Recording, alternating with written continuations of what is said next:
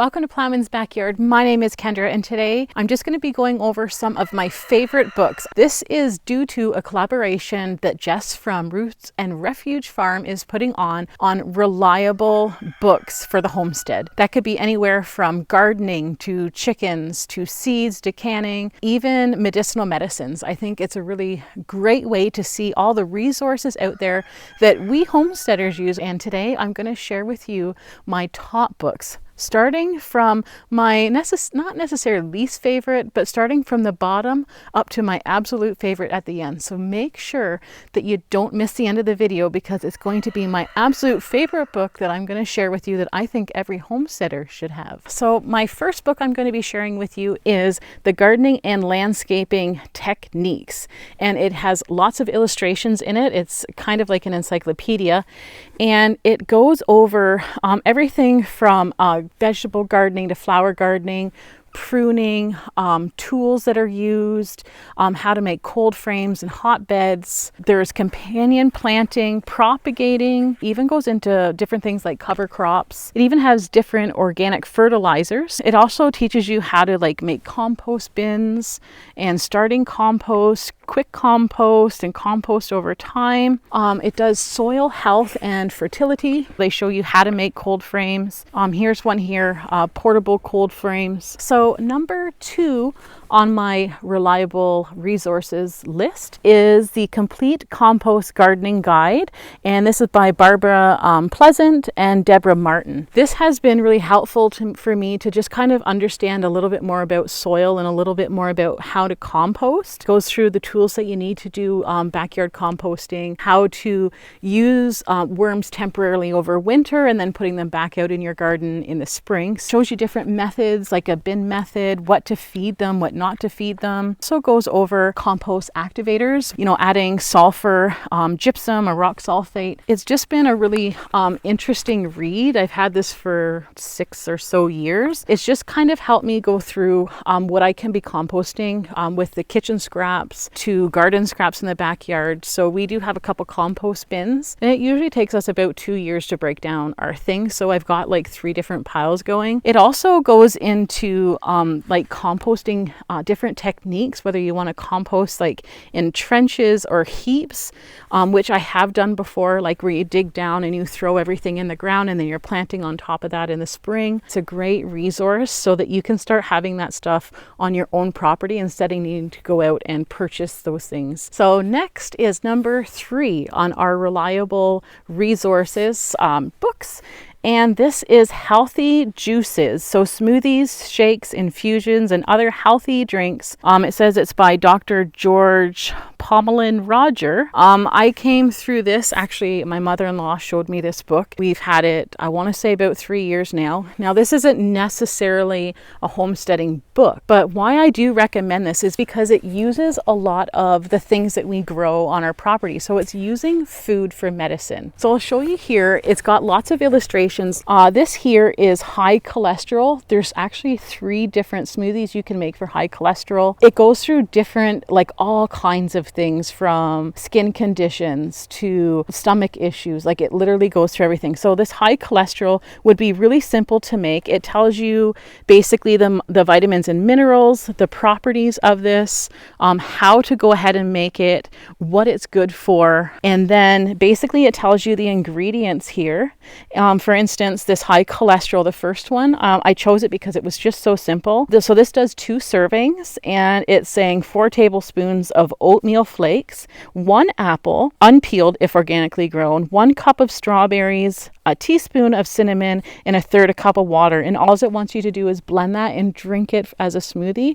And it's supposed to help lower your cholesterol. I love having these natural things around for the times when I don't need to get to the doctor, or I know that I can probably do a few things more naturally than maybe being on medication. I do recommend having something like this. Is just it's smart. You know, we grow a lot of this stuff, and what I don't grow, we usually have on hand in the house. Like all those ingredients I have in the house right now. If you're going to be homesteading and growing your own food, why not incorporate this into your lifestyle? So this is number 3 on my list of reliable resources recommendations. I absolutely love this book. If you have been on our channel and have seen some of our videos, you may have seen me reference this book many times, and I'm going to do it again. So this is Seed to Seed by Suzanne Ashworth. It is seed saving and growing techniques for the vegetable garden. So what I like about this is that it's seed to seeds. Now it doesn't have as many illustrations. It doesn't like necessarily look super appealing when you open it up, but when you get reading it, there is so much information in this book. So it basically covers everything from planting your seeds, when to plant it, germination methods, harvesting. It goes through harvesting the seeds to harvesting the fruit or the crop. It goes through pollination, seed harvesting. It even teaches you and tells you how to clean your seeds and store your seeds properly. So it goes from the start of planting all the way to the end of saving your seeds. It's full of information. So anything seed-wise from planting to harvesting your seeds for seed storage, this is definitely the book to check out. So last but not least, I don't know if you're ready for this one, but this one is my absolute must. If you do not have this, I highly recommend it. One I think that every homesteader and actually every home should have this book.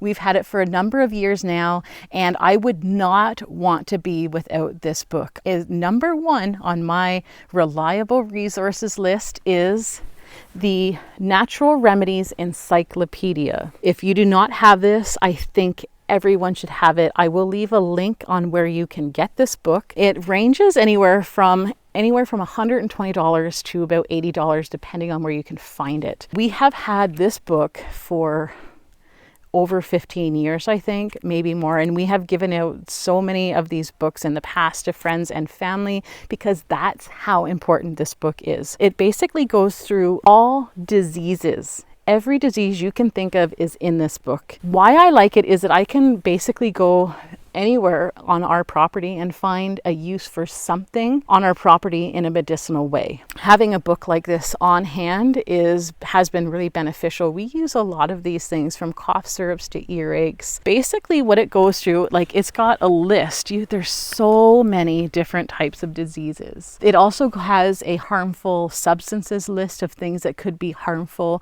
from anywhere from like poisonous plants to amalgam fillings and how it actually affects your body.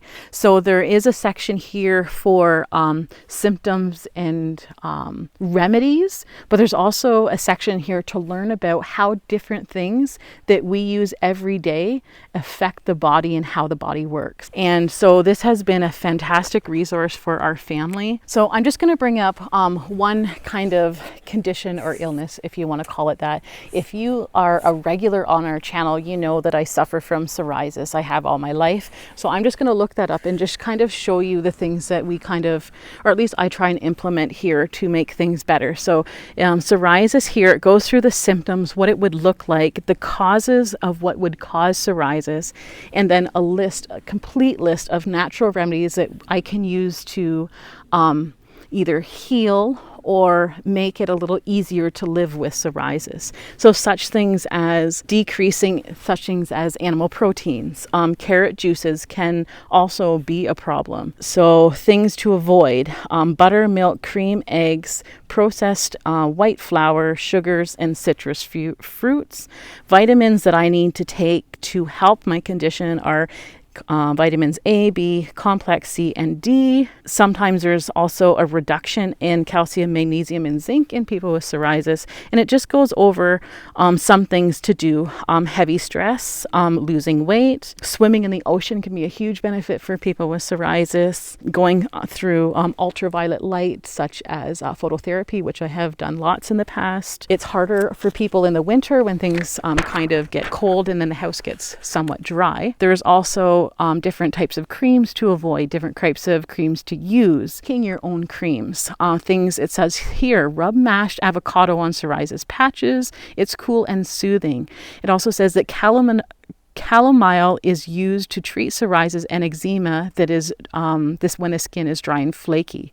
So apply it externally. So it's telling me what I can use and what I can do for my condition. It also says that oatmeal is very good inwardly and outwardly, and to make a strong concoction of garlic juice and different things, a pint of burdock seeds, and to drink that certain times of the day. So it goes over all those things, how to naturally help those conditions in which that I have. Increase my water intake, eat figs, apples and raisins, apricots and pears daily, exercise vigorously, rub castor oil on the skin, take lukewarm baths, 1 cup of apple cider vinegar with rolled oats and cornstarch in your bath. It even says slippery elm powder to take internally with 1 cup of warm water every day, which will help to heal the bowels, because sometimes with psoriasis, or all the times with psoriasis, it has to do with how your food is being absorbed and your condition of your bowels. So these are just some of the benefits that we have available in this book, and I'm telling you, the list is endless on the different conditions in this book, and everything that you have found here are all natural. So I highly recommend this book. It's #1 for a reason. Well, I hope that you have enjoyed our book list of reliable resources recommendations for you, and I just want to thank Jess for putting this collaboration together at Roots and Refuge Farm, just being able for us to share all these books. And I'm looking forward to the other videos taking part in this collaboration, because there's going to be multiple books on the list that I probably haven't heard of, that you probably haven't heard of, and we can kind of swap and share ideas on books to have on the homestead. I know that a lot of things are at our fingertips these days with smartphones and tablets and iPads and things like that. Just even on the internet, you can click anything on the internet and find something for everything. But if you're really searching for something and you want information and you want to know that it comes from a true resource and that it's a tried and true and worked out method of doing something, this is where you're going to find it, because all the things that are in these books I have implemented here. They have worked on our homestead, and that's how you know that something's reliable. When you go on and you click on different books, I know that there has been different cookbooks, like canning books out there, that you're like, oh, okay, they've got like the logos for the safe canning books, and then you get it home and you find out that, it's not, they just put the logo on there. It's not even a safe handling for canning. And so there's a lot of that out there that exists. So this video, along with all the other videos in the collaboration and from Roots and Refuge playlist, you're going to find those tried and true, reliable resources for your home and your homestead. So I just want to thank you for joining this video. I hope you enjoyed it, and I hope that you would think a little bit more about some of the books that I have recommended, especially the last book. It's one thing to know how to garden. It's one thing to know how to have chickens. It's one thing to know how to can. But when it comes down to your health, I think that's something that we can all improve on. And I still struggle with my psoriasis. I still struggle with things such as my weight, but I'm continually getting better and I'm constantly learning.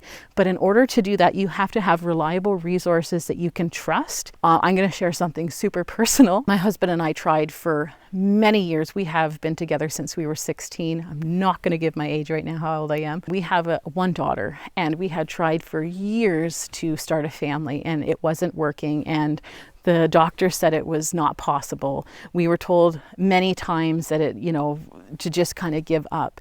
And it wasn't until that we met a health coach, was into naturopathic medicines, to kind of help me with the conditions that we have. And I went on an all vegan diet for a few years, strict vegan, lost a lot of weight on it, and we conceived naturally. So much so that when I found out I was pregnant, I was already into my second trimester. And I cannot tell you how reliable the methods, the items that are in this book are, how they work. Everything from hot and cold therapy and how it works to, start thinking not necessarily that the food that you grow is just food, but food's also medicine and it can really help you. And just think of it like the wild edibles that are on the property, that we don't take enough advantage of that. So anyways, I hope that you have enjoyed this list. I know it's a little bit exhaustive perhaps, but I just had to get it out there because it's important to me, and I know that it would help you, and it's going to be important to you once you see the value in it. Anyways, thanks for joining us once again here at Plowman's Backyard, and we can't wait to see you again on the next video.